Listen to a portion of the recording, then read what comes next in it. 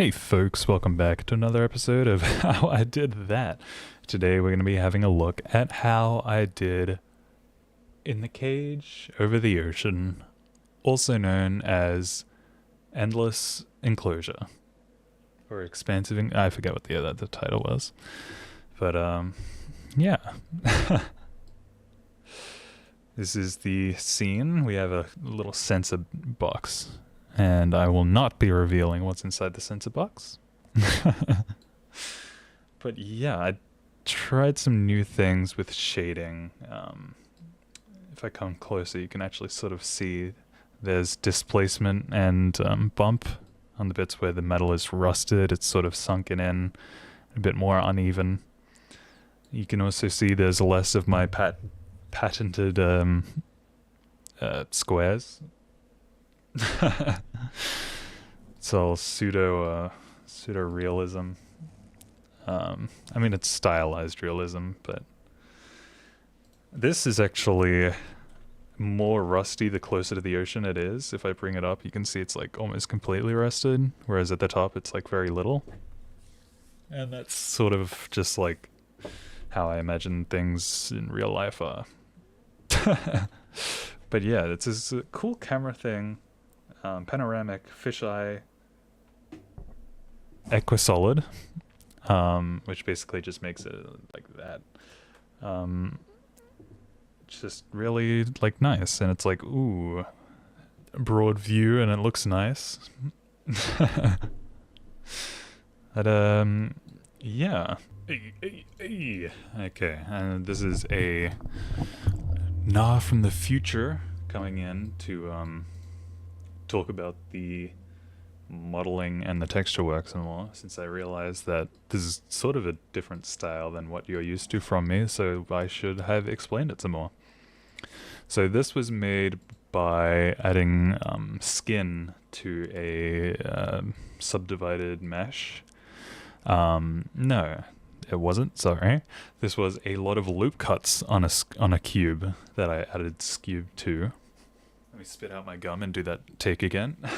This model was a regular cube that I added a bunch of subdivisions to. These two walls that aren't connected to the top and bottom were separated so that they would not add loop cuts across the top, so that it would be bars the whole way around. This was made with an array modifier, and I just hit Control T to make each face triangles. I was trying to think of what the actual word was, and then I added a wireframe modifier, and then added a skin modifier, because when you're adding displacement to the models, it actually uses vertex data. So you want it to have a lot of vertices if you're going to be having the model be moving around with displacement. This is just another skin. This is just like simple subdivisions. Let's go into the shading workspace. And here we have the material. Can I view this without that being highlighted? I don't know. Anyway, you can see the remnants of me doing the more pixely style. Just a little texture coordinate node plugged into a mapping node, and that sets it up so that it gets the object texture coordinates, so it's not using UV mapping or anything like that. Really nice, easy way to do procedural materials, because I'm not very good at actual plan stuff. So the this basically maps every vertex of the object something. So what I do is I split that and use those as the vectors for two noise textures. One is choosing where to put the actual rust, and then one is the detail in the rust. As you can see, it's sort of the white is the paint, and then the rust has like noise within the rust. So as you can see, it's basically just a really, really fine ease to ease from the white into the rust. Of course, you don't want a lot of rust because it's like, it looks more cool. And then the rust color is just like a bit of rust. Those are mixed together, and then the result is then plugged into bump and displacement nodes. The bump is plugged into the BSDF, and then the displacement is plugged into the material output. So the bump makes it like fine details in the rust in and of itself, and then the displacement makes the non-rusted part and the rusted part more displaced. I don't think that you need to do both, but I did both just because I could, pretty much. I did have some stuff going with the roughness, but I couldn't actually get it to look the way that I wanted to. So that's kind of just unfortunate. The way that I did this is I grabbed a cute little separate XYZ node, and then inverted it, because that does the thing. Added it so that it is above the object medium point, which is very far down. And then putting it to the power basically made it do the thing that I wanted it to do. I don't know the math as to why that was the case, but it was. So that made it so that the higher it is, the less noise it is. Pretty simple stuff, and every single material is basically an offsuit of that sort of logic. The water is animated with this combine XYZ. The Z value has a hashtag frame, so it's the number of the frame, probably, divided by 2, so it's not super fast. And then we come up and it's like, yeah, it's got the object mapping, yada yada yada, bit of color. This is stuff, yeah. And then this sensor is full roughness, and it also has the specular turned off, so it's not affected by light whatsoever. Unfortunately, this emission volume makes it so that it has a glow no matter where it is.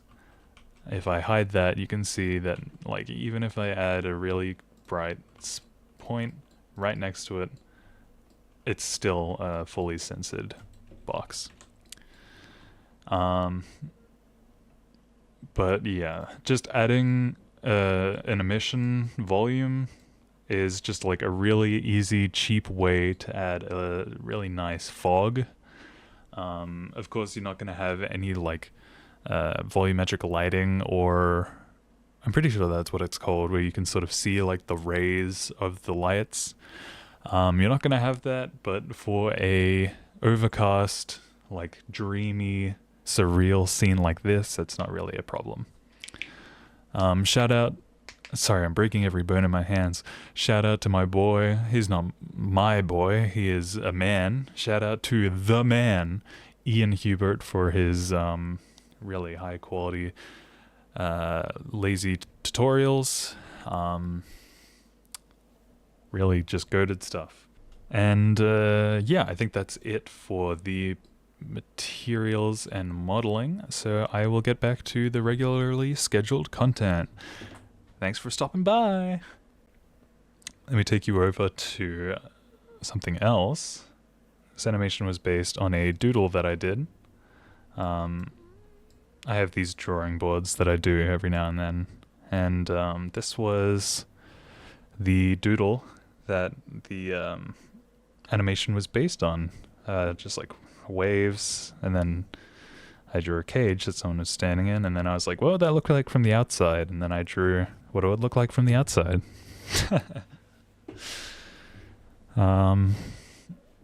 Yeah, it's a bit of a rough patch, as this detective would tell you. Something that I was considering doing but didn't end up following through on was making it a little like interactive art piece where you would be like trapped inside and be like, wow, what the hell? But I didn't end up going with this because one, I wasn't sure how I would make it an interactive medium. Because like this is a bit advanced for Game Maker Studio. And also because it's like you walk around, you want the physics to sort of like make the cage sway to make it feel more like immersive, realistic. That evidently is not the case with this. Eevee is also a bit more darker, dreary. Whereas the Cycles rendering was a bit more surreal, I think. Speaking of Game Maker, in the production of this animation, I did actually make a little interactive text renderer. So what I did is just created a nice little black screen that I could Luma key, that is key out the darkness of. And then what that would do is I just hit space and it brings up the text suspended in the cage. So it's just like a cute little thing that I did, and then it crashes if you try to run it again, which is fine because I'm the only one who has access to this. But this is all basically code that's copied from my game Icy Tracks to Paradise. A link is in the description if you want to play the game that this text renderer is from. But yeah, it's just like a cute little thing. And I figured it would be easier to do it like this instead of actually trying to animate the words themselves in Premiere. I mean, in nondescript editing program I use. Unfortunately, I do still use the nondescript editing program that I use. I want to switch to DaVinci. I'm just like, I don't know how to use it, and I'm not in a frame of mind that I can like sit down and learn how to use it. But as I said in the description of the animation, is the art is very much inspired by the Five Nights at Freddy's fan game Banshee, because it has like the title screen is this really like ominous, eerie soundscape of while there's like ocean moving. The intro cutscene has like text over the ocean, all that. And I think that that's sort of played a big part in why I went with the cage over the ocean like I did. All of the sound effects are also from Banshee. I sort of ripped out of the sound. So it's like, it's all quite nice.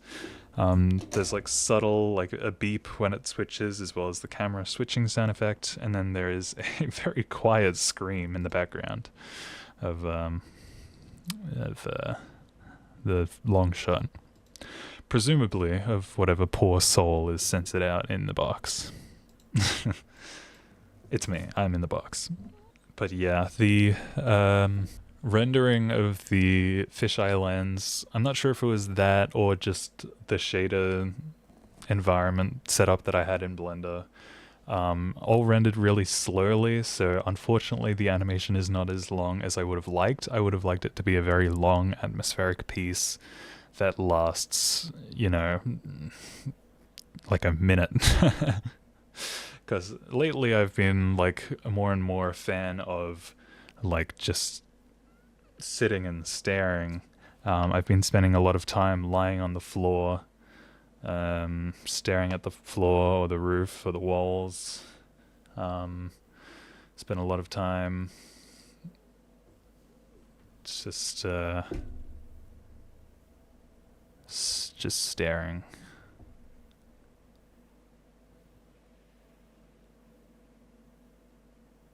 But that is how I did in the cage over the sea.